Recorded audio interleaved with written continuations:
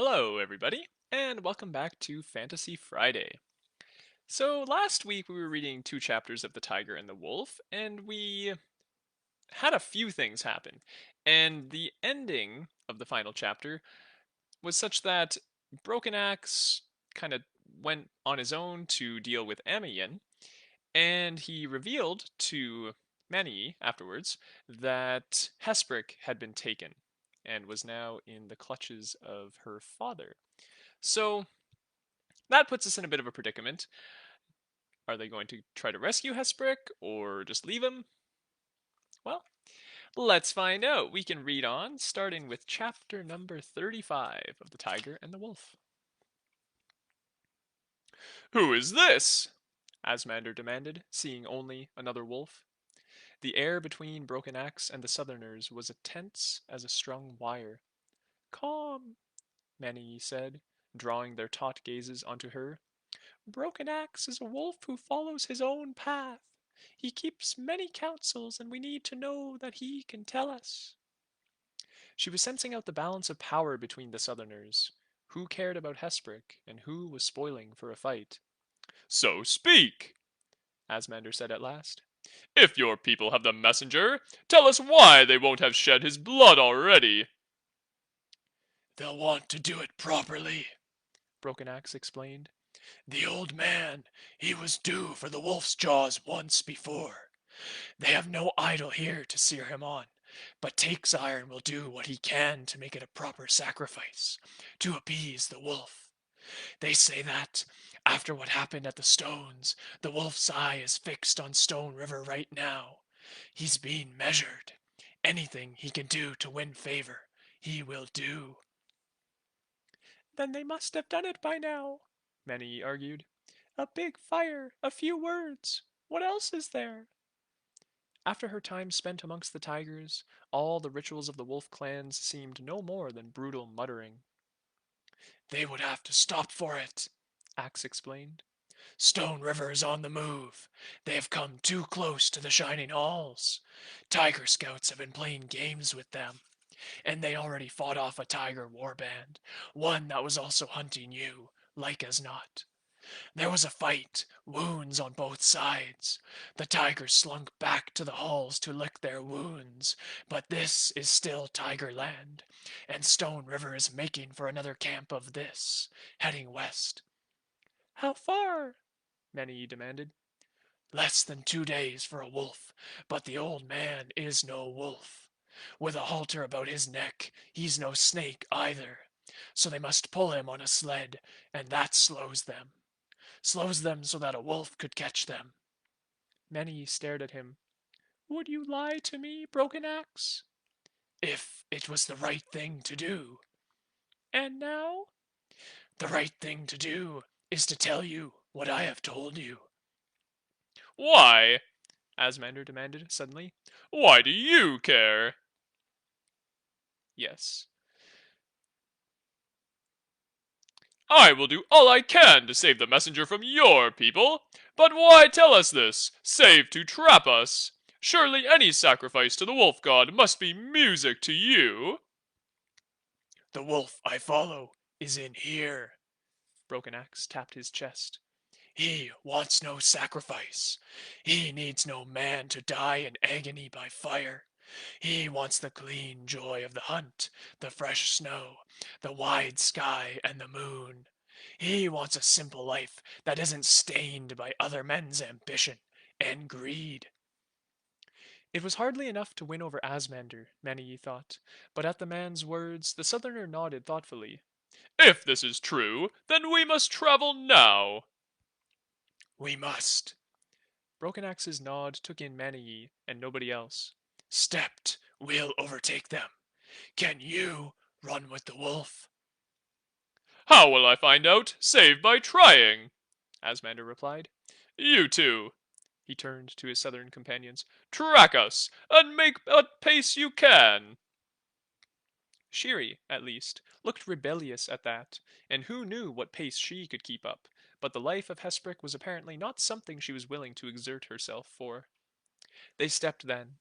Broken Axe, Manii, and the southern champion. Two wolves and a stalking lizard creature left the camp, heading west. During that first stretch, it was plain that Asmander could not only keep up, but could have sprinted far faster than they if he wanted.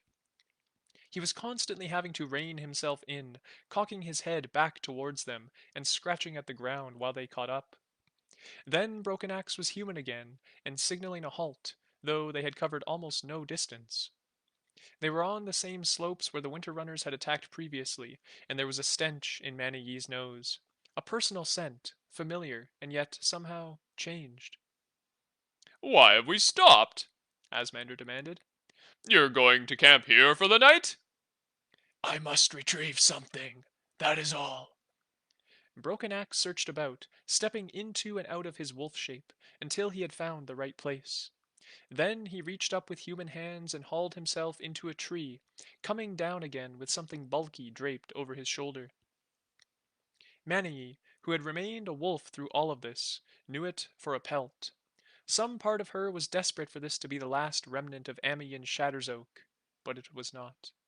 The scent was familiar, but she could not immediately put a name to it. Durath, Broken Axe supplied, and she remembered. A young hunter, scarcely more than a boy, strutting and unsure, but desperate to win the approval of his elders.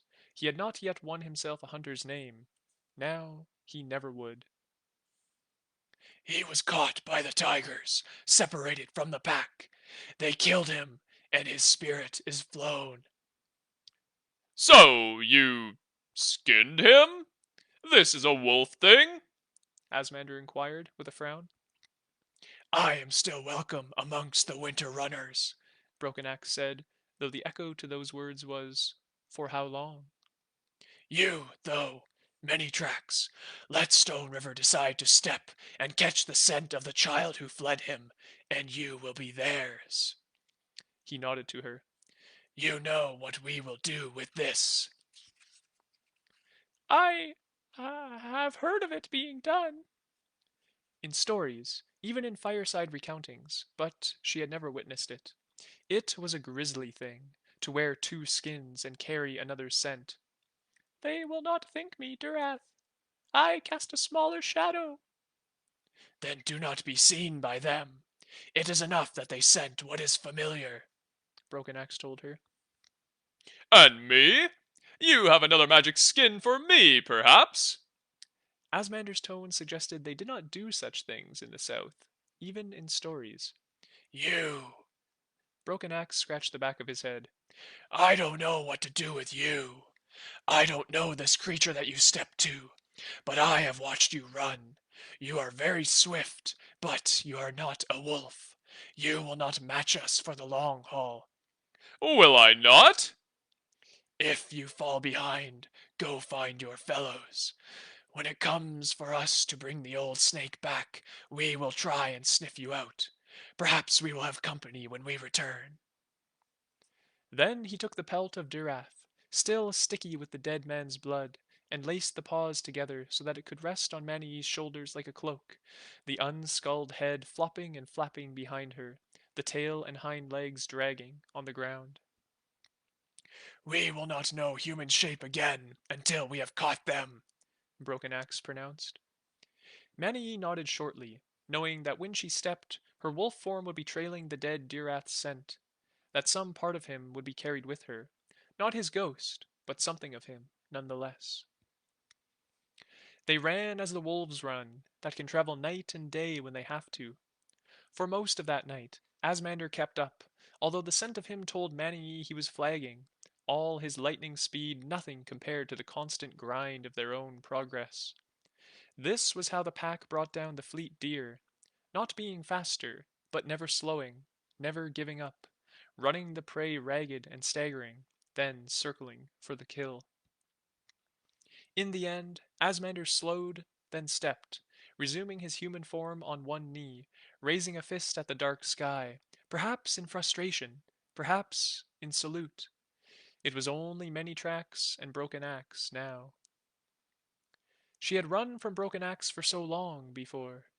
Now he broke fresh ground, and she followed, although her nose already warned her of the passage of many of her kin. She knew that Broken Axe was right. The winter runners were not moving swiftly.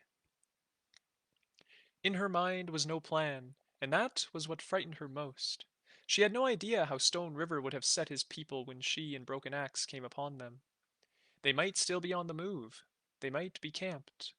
If camped, they might have all eyes watching the dark, every nose alert for the stink of ambush.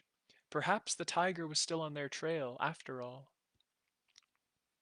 And even if they felt themselves secure, away from the diminished reach of the shining halls, would she still be able to go creeping amongst them undetected? What of those who had been mourning Durath? What of... Her body ran on, tiring slowly with a wolf's stubborn stamina. Her mind wheeled and battered like a trapped bird, but Broken Axe was always ahead of her, and so she followed, the second member of a pack of two. She had feared him so much.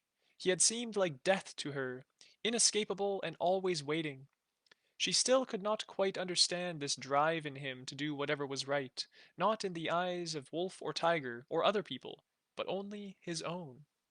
And yet, he was surely the most gifted hunter she had ever known, a man swift and certain, sure in his judgment, at ease in both his skins. It was that last she truly envied. She had 3 skins. None of them fitted her, and 2 of them were at war. Then she would worry again about the choice still hanging over her like a blade. Wolf or tiger? Tiger or wolf? Small wonder she would risk this much for a chance to rescue Hesprick and receive his counsel once again. Of all the world that knew her, perhaps only he did not care which path she took, or he and Broken Axe. Would he have taken me as a mate? She wondered.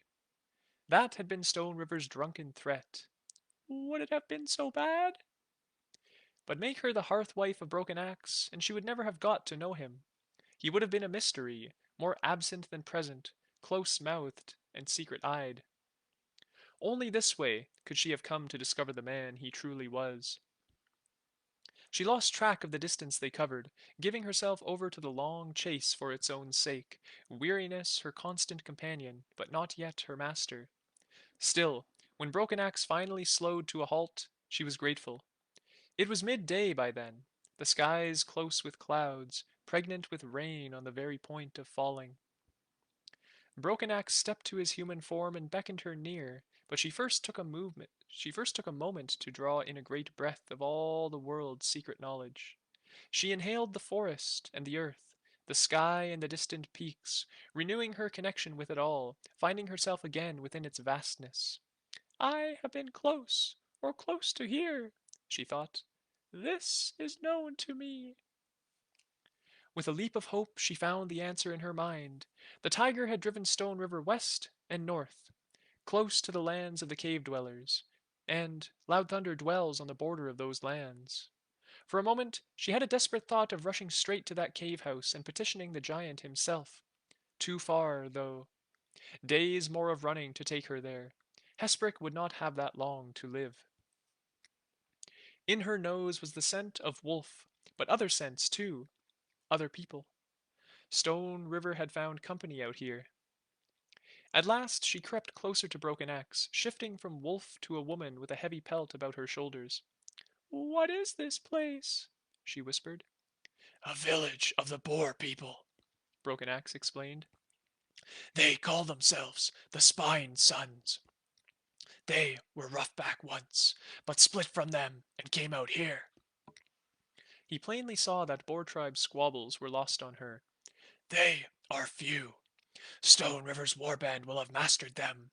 He will be in the chief's lodge by now, served by the best of their women. The others, likewise. To have stopped here, they must think themselves out of the reach of the shining halls. Are they? Manny asked.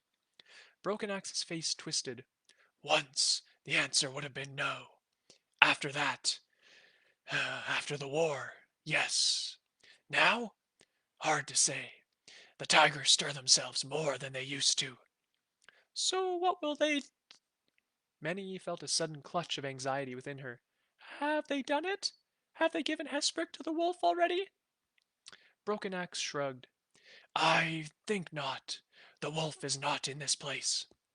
Offer a soul here, and it would end up on the tusks of the boar, like as not. But you can't be sure. Many was thinking of every word that had been spoken before they set off, every wasted moment, of every step when she could have pushed herself harder.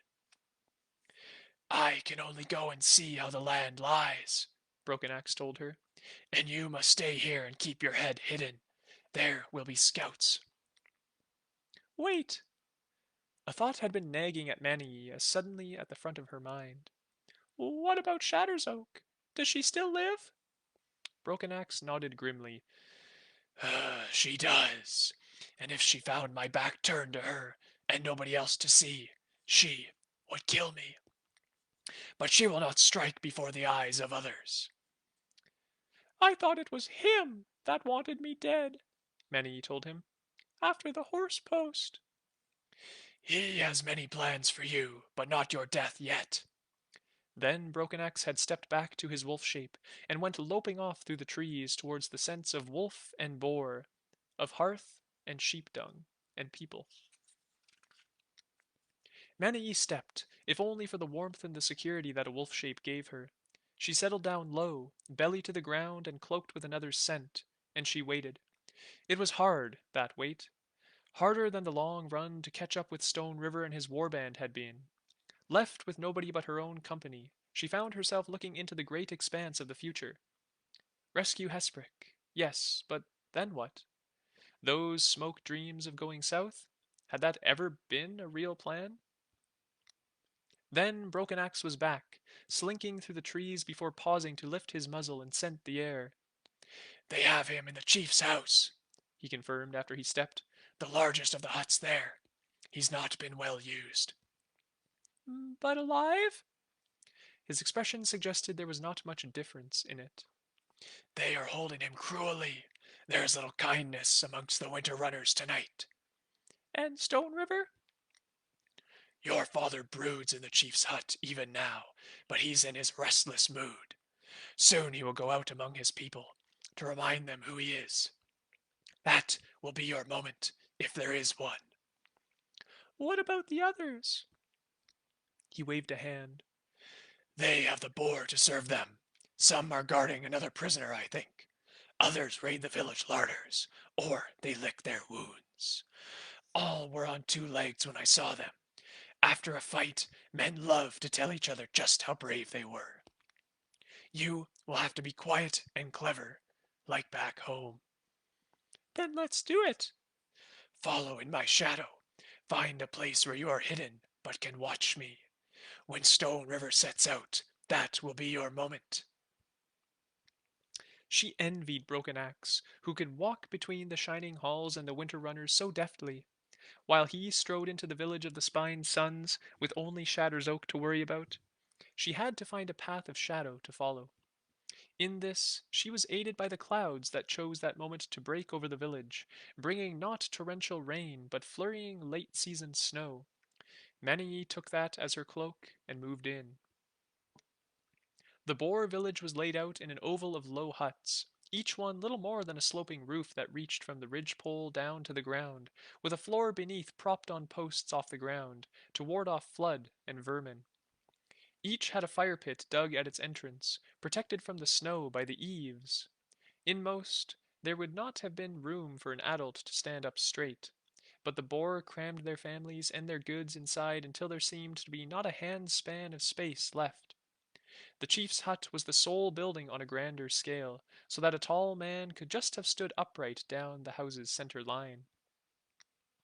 She made her way, shadow to shadow, wolf and tiger, feeling the chill of the snow on her pelt but blessing it for veiling her. She found herself a place to hide, where the earth under one of the huts had been eroded away just enough to fit a very small wolf.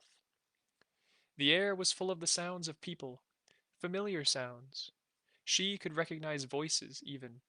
That was Bleeding Arrow, and there the deep rumble of smiles without teeth. It was as though she had never left home. In their own village, the sullen spined sons shuffled and scuffed about, seeking refuge with each other, shoulders bowed as they bore the unlooked for burdens of Stone River's warband. Then the skins at the entrance of the chief hut rippled, and Stone River pushed his way out, snarling up at the snow. A human snarl, though. No keen wolf's nose to scent her out. Not yet. She guessed he had been at whatever fermented gourds or mead the Spine sons had stockpiled, for he had that ugly, belligerent expression she remembered from when he had been drinking. From the way he walked, this was not just a random venture his feet were taking him on. He was looking for someone. Let him let him take long to find them, Manninghee thought. She crept out from beneath the eaves and discovered the distance to the chief's hut like a shadow herself. The skins barely moved as she burrowed beneath them. The hut had a fire pit inside it, the smoke coiling about the center line above before escaping through holes at either end. The slope-walled interior was red-lit by those sullen embers, and beyond the fire she saw Hesprick Essen Skis.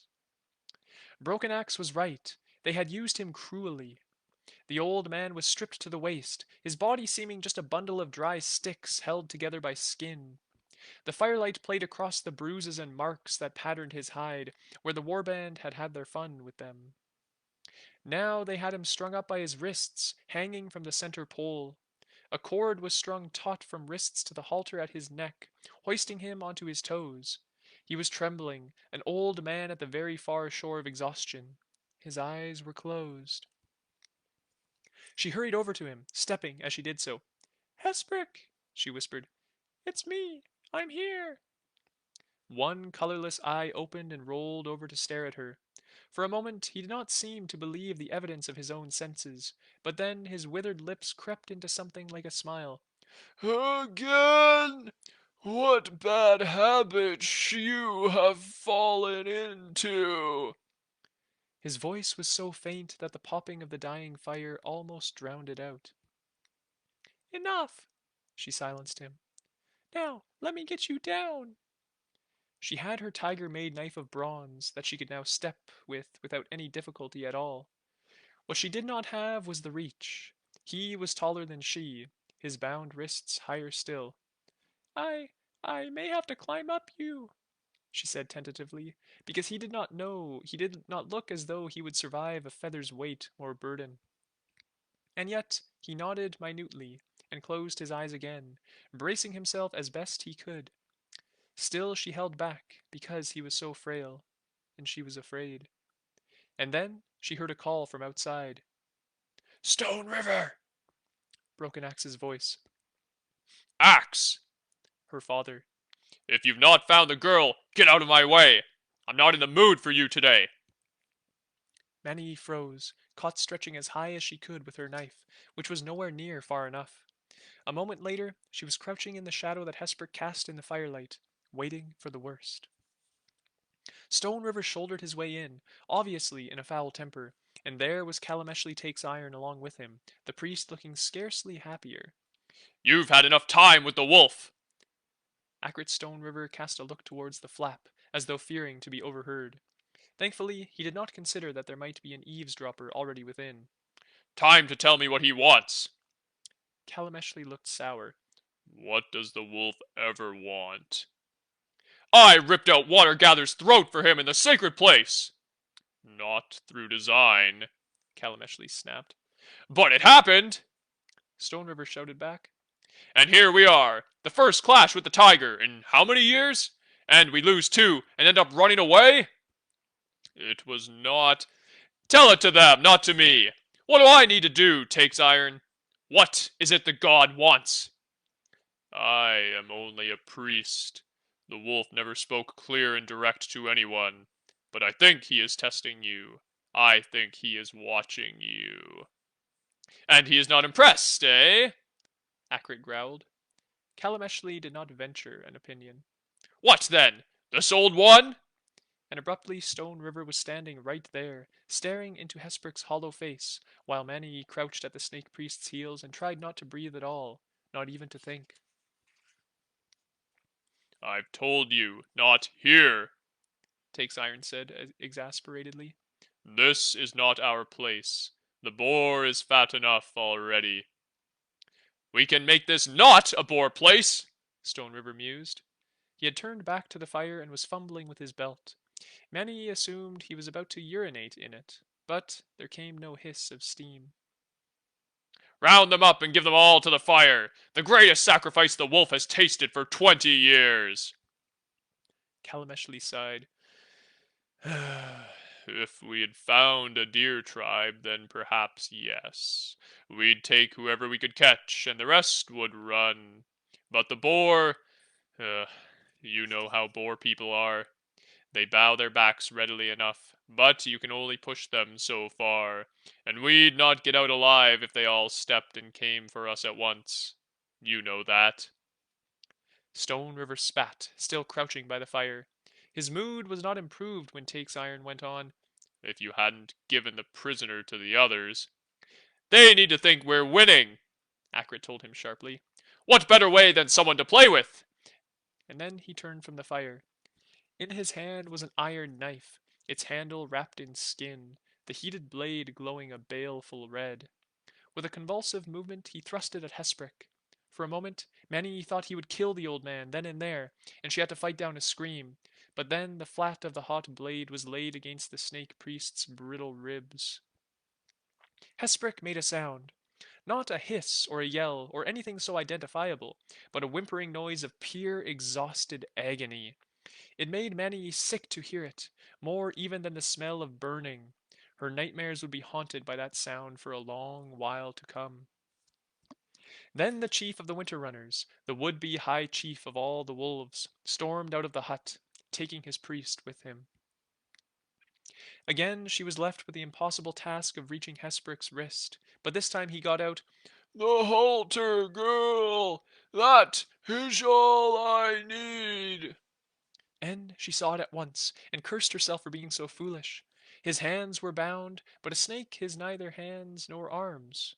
She sliced through the thong that was looped about his neck, desperately delicately to avoiding him, even though she was on her toes to reach. A moment later he was a serpent, coiling and writhing lethargically on the floor of the hut. The flat moved again, and she was in her tiger fighting stance, blade raised, because if Stone River came back now, there would be no avoiding it. She saw a broken axe instead, though, nodding with brief satisfaction to see that she had got the old man down. Good work, he said softly, and would have said some more, but the air was rent by a terrible scream. It was a woman's scream, and what was worse was that it was not a first scream, made from a first hurt. It was the scream of someone who has been hurt, and held on, and now cannot hold the scream in any longer. There was a look that came to Broken Axe's face then. They said they had a prisoner, Mani whispered. She was gathering Hesprick's sluggish form to her, bringing his cold coils next to her skin. A tiger warrior it must be. Still Broken Axe said nothing, but he did not need to. Another scream tore through the air, followed by a chorus of jeers from the same direction. We have to go, Annie told him. Please, Broken Axe, we have to go. We can't do anything. I have to save Hesprick. Then she flinched from the look he turned on her. Most of all, in that look, was disappointment. A revelation struck her then. The last time he had heard a woman of the tiger's scream, he had not acted to stop it then, only waited until later, and saved whatever he could.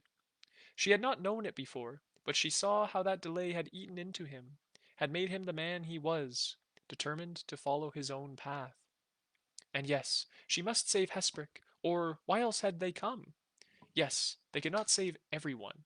Perhaps a dozen Boer girls had already suffered the same, perhaps a dozen of their menfolk too. The world was cruel and callous, as were its people. But they were here, and that pain and shame and agony was here, and there was nobody else. She saw in that moment how very hard it was to be Broken Axe.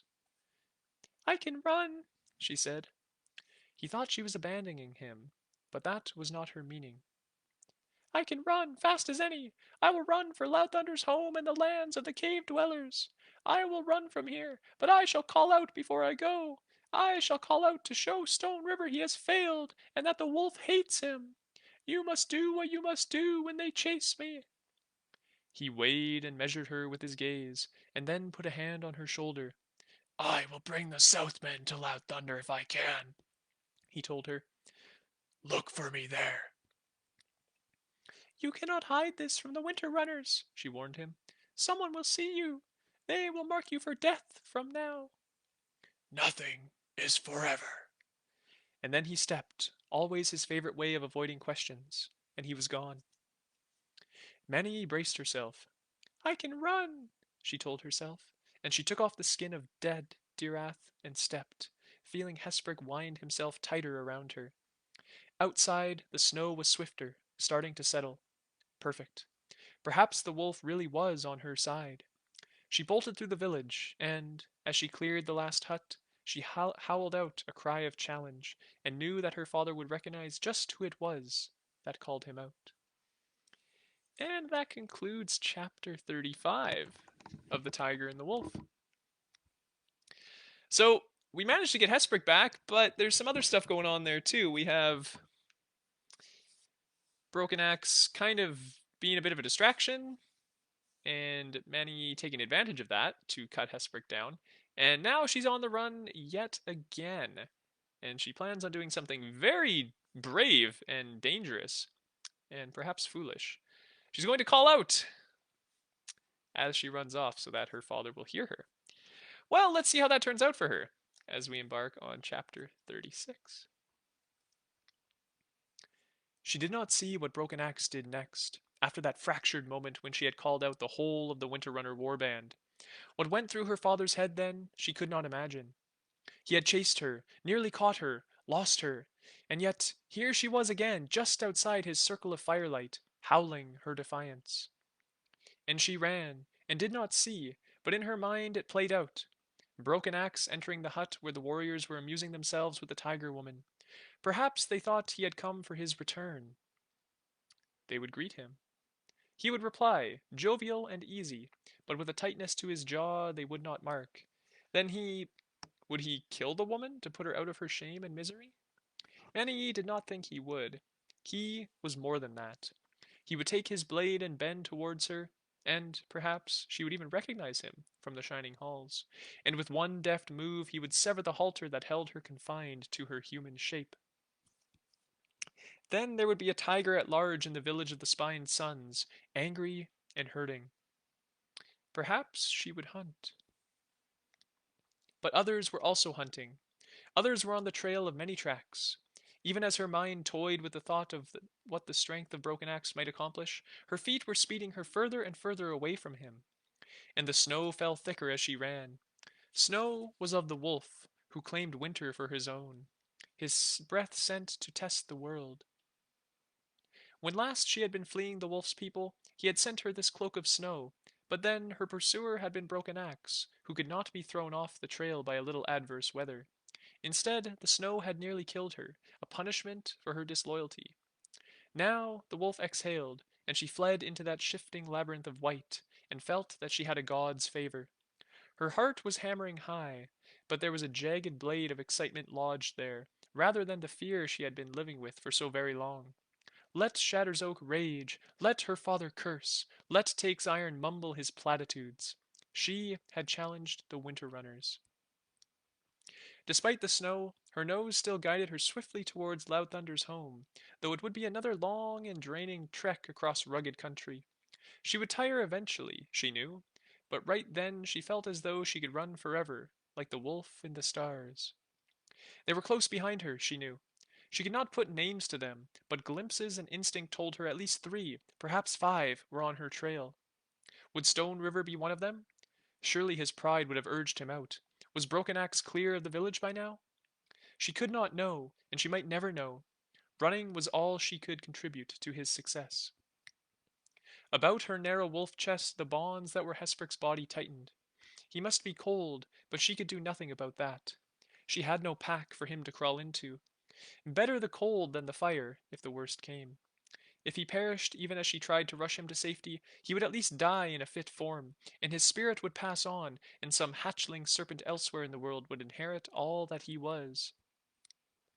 Abruptly, there was a figure racing almost behind her, and she realized that she had been running for the long distance, whilst her hunters were flogging themselves in a quick sprint, desperate to catch her up. Not Stone River, this. Not Shatter's Oak or Smiles Without Teeth. Just some young hunter she could not immediately name, but he was snapping at her flanks, trying to force her aside to where others of the pack might intercept her. She put on more speed, spending her strength, but he matched her, a boy who had not had to run and run as she had the day before. The snow waxed and waned, curtains of white shifting and drawing aside before her, but it would not hide her from this persistent youth. Perhaps he saw in her a chance to win his name, or perhaps he already had a name that was less than complimentary, and needed deeds to offset it. He was determined, though. His eyes were set on nothing but her. His breath was on her haunches, his teeth at her side. Many kept her eyes fixed ahead, pushing herself harder. They were ascending a rocky slope, slippery with the snow that had drifted there, and she was hoping the other wolf might slip or stumble. Luck held with him, though, and he was forcing her to veer now, stealing her speed from her. And then there was no more ground beneath their feet. Manny had seen it barely in time to react. The boy had not, too busy recounting his own legend inside his head. They had found a stream that had been cutting into the rocks for generations, a stone-scattered drop of 10 feet to the shallow silver line of the water below. Manny was a tiger the moment she began falling, landing 4-footed and then kicking off on wolf paws again. Her pursuer lost his luck, though, landing heavily, all the breath gone from him, and she had vanished from his sight before he could recover. Then she was running again in earnest, that long lope of the wolves, forcing herself always uphill. When her path found rocks and jutting heights, she scaled them, stepping to Tiger and feeling that extra tightness as Hesperk adjusted his hold on her, inch by frozen inch. She heard howling once, but it was far away. The snow had eaten her tracks and her scent. The world had swallowed her up. But although she was discovering the ground ahead rock by rock, drop by drop, she knew that this great trackless forest was the same one in which she had played chase with Broken Axe, the same one that she had stumbled through half frozen to reach Loud Thunder's camp. She was closing with her destination over so many miles, led by stray memories, by guesses, by hope. And then, with the dawn grown ripe in the sky and the snow at last behind her, she was at a lake shore. It was not frozen now, although the snow had made a slush out of its fringes, shot through with the dagger-like fingers of reeds. A pair of herons took thunderously aloft as she skidded and scraped to avoid wetting her feet, and she knew it. She remembered this place, clear as day, despite all that had changed. Here, Broken Axe had bearded her. Here, he had given her a hunter's name. And somehow her long run had directed her right, despite the snow, despite the great, great heedless spaces of the world. She was close now, still a long way to run, but she was close. She drank gratefully, though the water was icy cold. Her stomach snarled at her, and so she stepped and took out some of the dried meat, the nuts and wizened fruit she had taken from the tiger. Hesprick, she said softly, eat. Snake or man, please eat. For a moment he did not move, remaining just a cold line tight against her chest, and then she thought it was too late. In that moment, even as her heart clenched, he loosened, dropped like a dead thing to the ground, and became a shivering, bluish-skinned man. In that dawn's harsh, uncompromising light, he looked more corpse than living, so thin that she could barely think where any muscle could fit between skin and bone. That skin, always so pale, was crazed with lines, blotched with broken veins. His eye sockets were bruised dark, and his lips were cracked, drawn back to expose the ravaged gums beneath. She took off her coat and draped it across the knobs of his shoulders. He clutched it to himself, shivering uncontrollably, fumbling at the sheepskin lining with fingers like claws. Eat, she told him, and then, I'll chew it up for you. He looked at her at last. She could just make out a smile on that face, and it was like the ruins of tiger power she had once seen on the way to the shining halls. An echo of a strength that once had been. Dear one, he said. Just then, the great bowl of the lake seemed very quiet, the morning holding its breath as Hesperk's own plumed white in the air. You are too good, but no need, no need. Then She offered a strip of meat to him, uncertainly, but he made no move to take it. No need. Again from those old lips. But you have to eat. He just watched her, though. His eyes were the lake's pale colors, which were no colors at all, even the pink of their edges gone bloodless. Hesprick! She tried to find some authority to invest her voice with. She thought, Am I not a wolf chief's daughter? Does my mother not rule the shining halls? And then she said, You have to eat, and then we'll move on. We'll go to Loud Thunder. He'll shelter us. He was shivering, or more like shuddering, the mess of angular sticks that made up his body jumping and spasming beneath the horse-made coat. His eyes were steady, though, as if they had already severed ties with the rest of him. You need to go. He said softly. We, we need to go. When you've eaten, we need to go. We're going to Loud Thunder. I'm saving you. You must stop that, or it'll become a habit. His ghost smile again. But here I am, and I am shaved. I am free, but I cannot go further with you. He was so dreadfully calm despite the state of him. But your friends, the Southerners. They will have to understand. No! She could feel a child's wailing welling up inside her and fought it down stubbornly. You have to come. See? Because you have to. Manayee. The uttering of her name was like a spell to silence her, to still her. The coils of the serpent are endless. Their loops everywhere. You see before you just one such loop. It has passed into the sunlight from the earth and curved about its long, long course, and now the time has come for it to return. She stared at him, struggling to shake off the quiet he had placed on her, until at last she came out with, But, but you still have to come with me. Step, and I'll carry you. And if, her own voice was like a serpent fighting to escape from her control. If then your soul will pass, and Did I not tell you when we first met that my people are different? he said gently, We must do everything in a way that is ours alone. Even this, especially this. The serpent waits for me below, and I must return to the earth. No, but Manayee, again that quietening spell.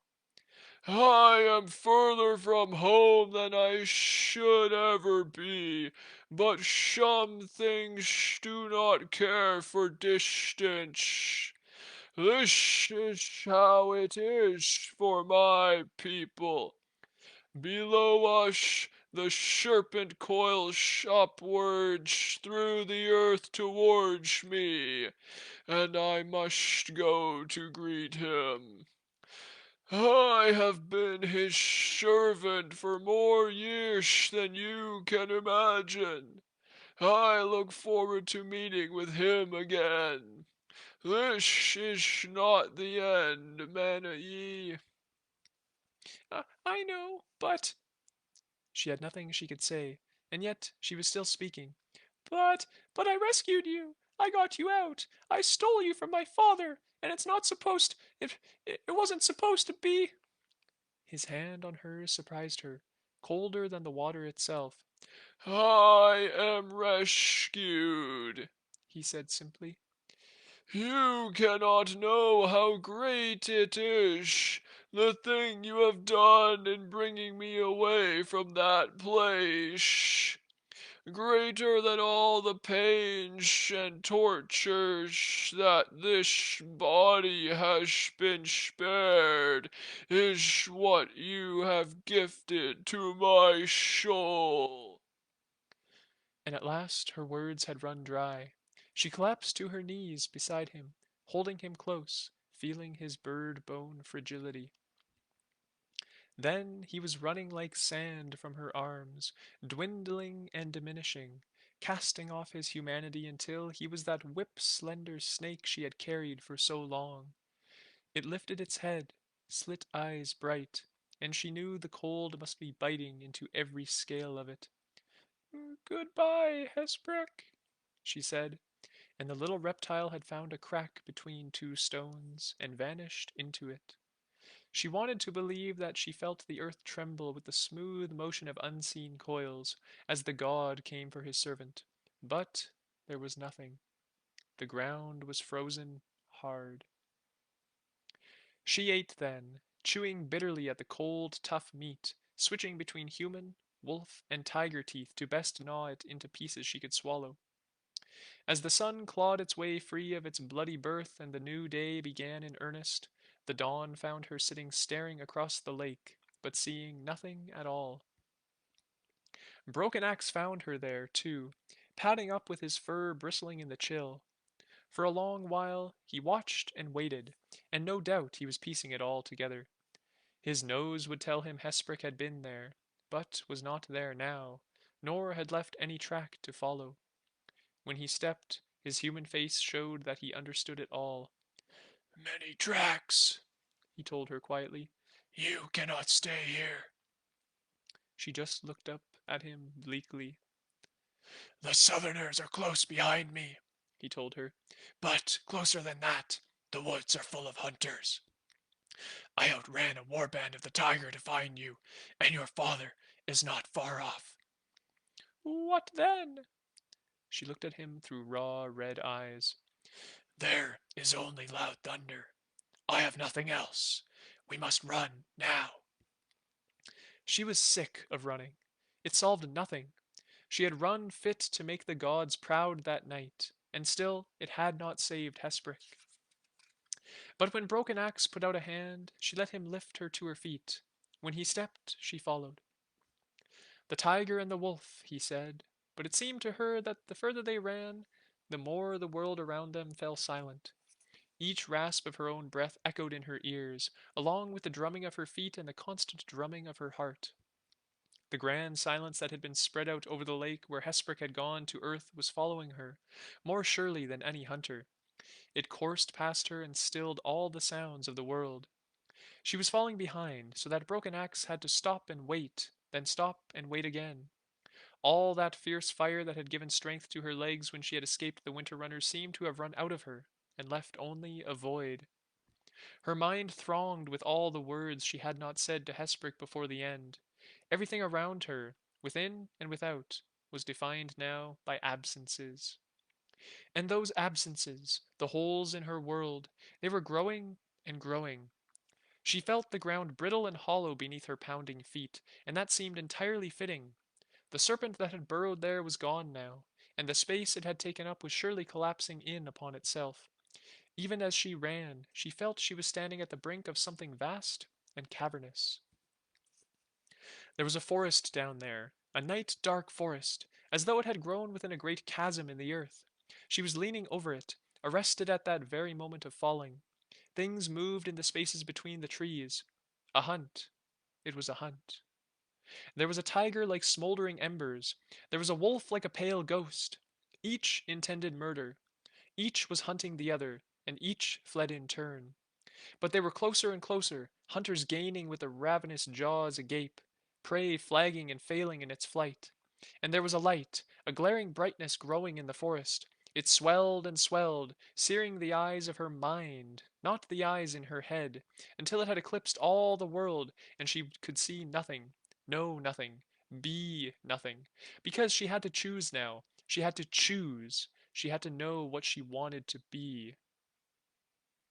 When she came back to herself, the cold of the ground had leached into her bones. Broken Axe was calling out her name, his hands on her. His ice water eyes were the first things she saw as she opened her own. She made a questioning sound, little more than a croak. Moving her limbs, she found herself shaky and weak, barely able to sit upright. Broken Axe's expression was closed, but his body thrummed with tension. "Can you run?" he asked her. "I've heard the wolf calling." What? She wanted to ask him if she had been struck. She wanted there to have been an attack, some cause outside herself. She could not deny the knowledge, though. Her souls had fought. They were grown too great for her small body. They had fought inside her, and now they had withdrawn to lick their wounds, leaving her the strength of neither to help her. You fell, Broken Axe explained shortly.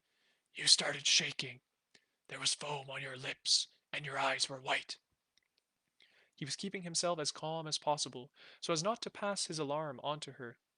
Many tracks. Can you still run? Yes.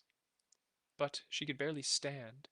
Terror shot through her, not at the thought of being caught, but at being unable to trust or master her own body.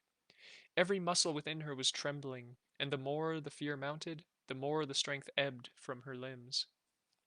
Without a word, Broken Axe had swept her up, and in a moment she was clinging to his back, arms clasped before his throat and her legs about his waist. He spared no more effort on words, but began trudging on between the trees. She could read his mind, though. A burdened man on human feet could never outpace wolves or tigers. There was no escape that way. She wanted to tell him to leave her. His life was surely forfeit if he was caught, just as hers was. But strength to make such sacrifices was gone from her along with the rest. She just huddled into him, feeling his muscles shift beneath her. They found the deer soon after. Not the tribe, but their mute brothers. Spring had come to the crown of the world enough for the first bucks to be out gorging, and the hollow they found was one of their feeding grounds.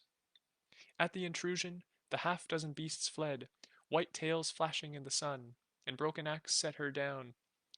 We need a new plan, he told her. This place is thick with deer scent.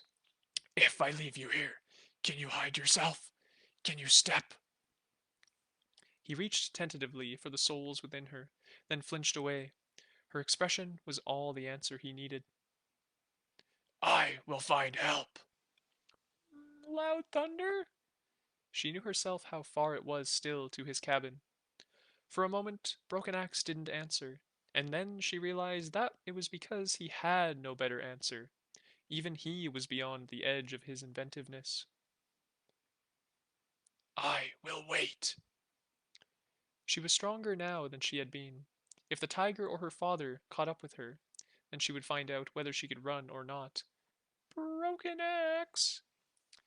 But she had no words to follow his name, and he understood. A moment later, there was that pale wolf with the dark shoulders again, before he was off into the forest. She found shelter for herself amidst the roots of a tree, and husbanded her strength. And so concludes chapter 36 of The Tiger and the Wolf. Wow, very interesting couple of chapters there. So we went all that length to rescue Hesprick again, and Manny and Broken Axe risked their lives to do so. We lost Asmander in the process as well. He was not able to keep up with the wolves on such a long trek. He was fast, but he had no stamina. And they got Hesprick back, and it appears he has died. He kind of just disappeared into the ground, went back to his serpent, and he is no longer with us. So, that is an unfortunate loss. He was quite useful. He came in handy quite a bit throughout the story, but Hesprick is gone. So, yeah, we'll have to see how Manny can continue, if at all. She is currently unable to step, unable to run, unable to move, and her two souls, those of the tiger and the wolf, are fighting each other within her and leaving her with absolutely no strength. Broken Axe, however, has turned out to be somewhat of a dark horse. He popped out of nowhere and he's becoming something of a hero now, which is kind of cool. He was a pretty mysterious figure for most of the story, but now he seems to be helping Manny with her best interests. He has now taken off, though, to seek some sort of help, so we'll see what he can do and see what happens to Manny if she's able to actually cloak herself as she intends. So we'll have to find all of that out next week as we read the next two chapters of The Tiger and the Wolf. But until then, I hope you have a wonderful weekend. Bye now.